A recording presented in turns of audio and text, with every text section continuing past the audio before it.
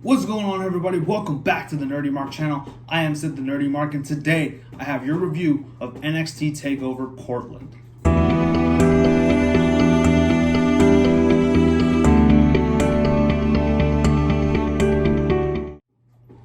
So NXT TakeOver Portland has become the first stop on our road to WrestleMania. Now, the reason why I say it's the first stop on the road to Mania, we'll get to that in just a minute. The road has kicked off with a huge bang in TakeOver Portland. Now, this was obviously not connected to any Big Five pay-per-view. And I've always said this. I've always said that if NXT truly wants to become the third brand in WWE, they need to start having more takeovers independent of main roster pay-per-views, or in this case, Big Four pay-per-views, such as the Rumble, Mania, go figure. I mean, obviously have those pay-per-views, but I want more, NXT takeovers that are independent of Big Five pay-per-views. Let's kind of run through this card, though. Let's kind of talk about each match, kind of everything that went down, and we'll finally find out if I give TakeOver Portland 2 thumbs up, 2 thumbs down, somewhere in the middle. Here we go. Our first match of the evening was a meeting of the Giants. We had the North American champion Keith Lee taking on Dominik Dijakovic. This is, of course, their third match. I believe this is more or less like a rubber match. Fantastic way to open up the show. These two played all the hits. They know each other so well, and we got an amazing match out of it. Absolute great opener to the show. It was funny to see that they didn't open up with the tag team title match, and I'm kind of glad that they didn't. This was just absolute amazing stuff. We had a lot of speed and agility from these men, as well as we were kind of well used to seeing at this point, but always a visual treat when you see someone like Keith Lee doing like a frog splash or something off the top rope, or doing like a kip up or a flip or something like that, or doing flippy shit, as the Smarks like to call it, right?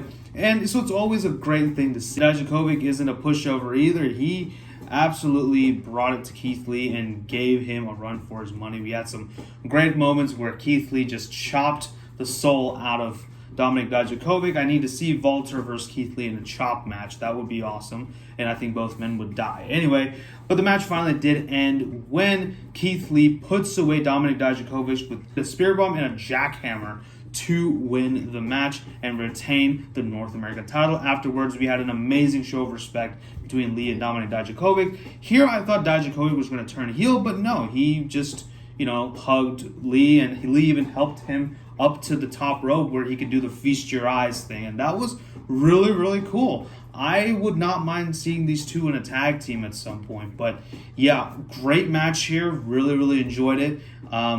That's really all I gotta say. We now move on to Dakota Kai versus Tegan Nox in a street fight. This is obviously a no holds barred. There's no disqualifications. Anything and everything goes.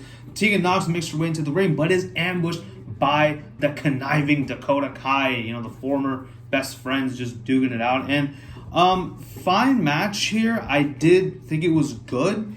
I did wish that there was a little bit more brutality in this match. I'm not saying I wanted these two to literally murder each other. That's something you leave up to Minoru Suzuki and Jon Moxley. I wanted to see a little bit more of that visceral kind of action between these two women, because there's been quite a bit of bad blood here. It almost felt like these two were just meeting for the first time in a street fight, So, this is like the first time that these two have ever met and ever interacted, and finally, we hate each other, so let's have a street fight. So, yeah, I mean, it kind of felt like that, to be honest with you. There was a lot of times where Tegan Nox actually went for the knee of Dakota Kai, because remember, Dakota also has suffered a knee injury before. However, the match did finally end when Tegan hit the shiniest wizard first and then brought the table, and then she took a chair, put it around Dakota Kai's neck, went up to the top rope, and tried to hit a move when all of a sudden Raquel Gonzalez, formerly known as Reina Gonzalez, came in and just pushed Tegan Nox off of the top rope. Not today, sister. And Dakota Kai did win the match, and it looks like there's an alliance forming between Gonzalez and Kai. Now, unfortunately, the thing is, Kai doesn't really know what the hell is going on. She still looked pretty confused, so I am wondering and seeing what's going on. So the storytelling is pretty good here. Match itself was decent, could have been a lot better, and honestly, I wish they would drew it out just a little bit longer. Up next, we got my match of the night. That's right, this was absolutely my favorite match of the night. Finn Balor, the Prinks, taking on Johnny Wrestling, Johnny Gargano. Yeah, that's his nickname, that's what it is. Johnny Gargano comes out dressing up as Carnage. He kind of hinted at it right before TakeOver, so a very apt cosplay there, Mr. Gargano, because of something that happened later on. But anyway, what an awesome match this was. I would honestly just recommend you go watching this match, because I can't tell you in words how awesome this match was, because one, I didn't really take any notes for any of these matches because I was too busy live tweeting.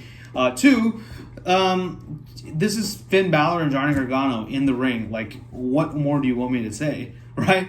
Anyway, but yeah, it did start off a little bit slow for me, but it continuously built and built and built, and it just absolutely delivered on all levels. I thought that Gargano's resilience throughout this match was really good. Both men definitely played all the hits. With Balor's amazing shotgun drop kicks, the guns, and Gargano with his super kicks and enziguris and slingshot spears, all that good stuff. I think Balor is definitely his moves ever since moving to NXT. They've actually become a lot less flashier, and they're more just like, okay, I just want to do what I got to do to get the job done kind of moves, which is something that I really like, and it's something that I really appreciate in this new Prinks character of Finn Balor. So, I thought this was awesome. A great display of athleticism by both men. The match finally does end when Finn Balor finally hits the 1916 DDT. Fun fact, it was originally called the Bloody Sunday, in case you didn't know, back in New Japan. But anyway, he hits the 1916 to put away Johnny Gargano, gets in his face a little bit, and then leaves, does the guns and whatnot. But this is not the last that we would see of Mr. Gargano this evening. We will talk about that a little later.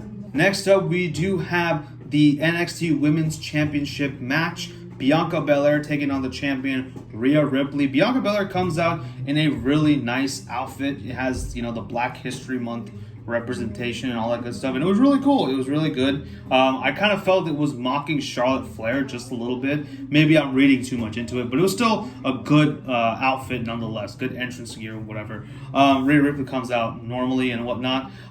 This was actually also a really good match. Now, normally, I've always been a little bit critical of the women's title matches on NXT TakeOver cards. However, this one absolutely delivered. I would say this one was actually a little bit more brutal than the street fight. And the fact is, this was a regular old wrestling match, but it was still able to deliver that much more brutality than the street fight between Kai and Nox. That should explain quite a bit. And this is, by the way, this is just all my opinion, so just letting you know. If you liked Tegan Nox Dakota match over this one, that's fine. That's absolutely great. Leave it in the comments. I'm fine with that. But I personally thought this one was just that much better. A bit of a story also going on here, right, with all the Charlotte Flair thing. Rhea Ripley uses her hair as the weapon. She hasn't used that in a while, so that was cool to see that again. She tried to go for it one more time, but Rhea kind of dodged it, like, oh, not today, sister.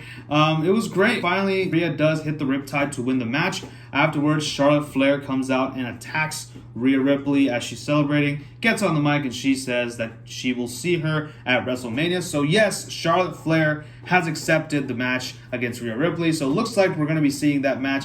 And I'm thinking we're going to see a lot more of Charlotte and Rhea crossing brands. We're going to see a lot more of Rhea Ripley on Raw and a lot more Charlotte Flair on NXT, so that should be cool. Charlotte does leave the ring, but not before hitting Rhea with a natural selection, and then for good measure takes out Bianca Belair. I am smelling a triple threat between these three women, just because it looks like Bianca is still not out of the title picture, because Charlotte did have some interaction with her anyway, so I can totally see the NXT Women's title being a triple threat match between Ripley, Belair, and Charlotte. So I would not mind that at all, as I said in my predictions video. And now we come to the penultimate match of the night. The NXT Tag Team titles being defended by the Undisputed Era against the Dusty Rhodes Classic winners, the Broserweights, Pete Dunne and Matt Riddle. And I got one question for you.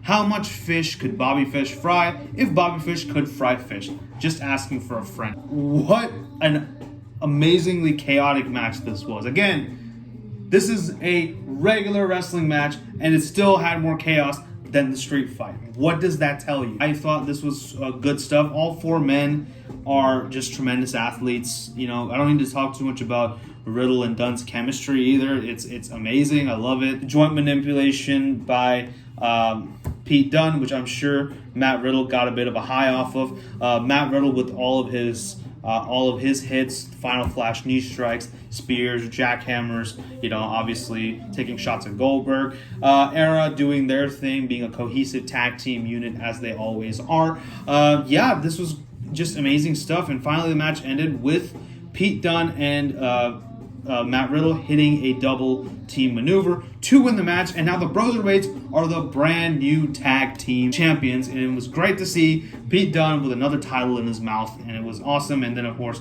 Matt Riddle, you know, carrying it the way he carries it, kind of like a little sling. You know, if you've seen any of his older matches in the independent scene and you've seen the way he carries the title on him, he did it the same way, and it was really good to see. So congrats to the Broserweights, bro, and whatnot. And finally, our main event, the NXT Championship title match. We had the challenger Tommaso Ciampa, Daddy's home, taking on the NXT champion himself, Adam Cole, baby, in what was a barn burner of a match as well. I thought that this one absolutely had some pretty good storytelling throughout the match, and both these guys are absolutely great workers. It was really cool to see Adam Cole finally working with someone, you know, that's his size and not someone who's bigger or shorter than him, right? It was just an amazing match. Really good stuff. I mean, you can see the rivalry and the tension between these two is absolutely bitter. And, you know, again, another brutal match without a no DQ stipulation. I'm going to keep pointing to that because every other match in this card was way more brutal and way more visceral than that street fight, okay? And I'm not saying the street fight was terrible. I'm just saying that all these matches without the no DQ stipulations, without the street fight stipulations, had a lot more vitriol in them, I guess, if that's the word to use. I loved it. Like I said, it was just all good stuff here. A lot of times, a lot of ushi-goroshis and last shots, which Ciampa kept kicking out of. Ciampa continued hitting Fairy Tale Ending, Project Ciampa, air raid crashes. We haven't seen an air raid crash in a while from Tommaso, I believe. I think the last time he did it was at TakeOver War Games. Well, okay, fine, wasn't that long ago, but still. Yeah, air raid crash, that was good stuff. Willow's Bell, all that, and it was great. Project Ciampa, I think I mentioned that, but yeah. Overall was good stuff. Undisputed Era do get involved. Tommaso takes all of them out with a tope, which was great stuff. But the match finally ended when the referee's down. Project Ciampa has been hit on Adam Cole, and Ciampa goes towards the NXT title, which is actually in the ring courtesy of Kyle O'Reilly. He goes to get it. Johnny Gargano, his DIY buddy, wearing the DIY t-shirt and everything, comes out. He takes the title away from Ciampa. I first thought it was because he wanted to say, look, no, go out there and just beat him and pin him and win it properly, and he was going to gift it to him. But no, he takes the title and whacks Tommaso Ciampa across the head. Holy crap, what the hell? So we're getting this feud again. Fuck! Finally, of course, Adam Cole does win the match, and he still retains the title, but we're getting Tommaso Ciampa versus Johnny Gargano once again. I don't understand why we need this feud one more time. I mean, it wasn't bad. All their matches were amazing, but I mean, now the roles are reversed. Ciampa's a face, Gargano's a heel. But yeah, I mean, Gargano, obviously just ruining an amazing moment. He's the one who's ending the fairy tale now and whatnot. And now I hope he starts dressing up as Marvel villains. Like, he should, at TakeOver, I would love to see him dress up as Doctor Doom or someone like Dr. Octopus, or freaking, I mean, he already, see, this is why he did Carnage, because he was turning villain. Anyway, that was like a freaking hint right then and there that he was turning heel. But yeah, I mean, it was good stuff though. I liked it. I mean, I don't really care much for seeing another Ciampa Gargano match, but you know, whatever. So yeah, but overall, good, decent match. Just kind of was a little deflated by the ending. So overall, I thought NXT TakeOver Portland once again delivered. It was a really good show. I mean, of course, the ending was a little bit but despite that, great show. Really good matches throughout. Even the street fight was good for what it was worth. But like I said, wish there was a little bit more intensity in that match. However, I thought my match of the night, I am absolutely giving it to Balor versus Gargano. I would have given it to Ciampa Cole if Gargano didn't stick his nose where it didn't belong. As far as the rating is concerned, I am giving NXT TakeOver Portland a thumbs up. So that concludes my review of NXT TakeOver Portland. Let me know what you guys thought about this show in the comment section below. Also, don't forget to like, share, and subscribe. Follow me on social media and tell your friends about the Nerdy Mark. Thank you all so much for watching. Thank you so much for your support. This is Sid signing off. You guys take care. Bye-bye.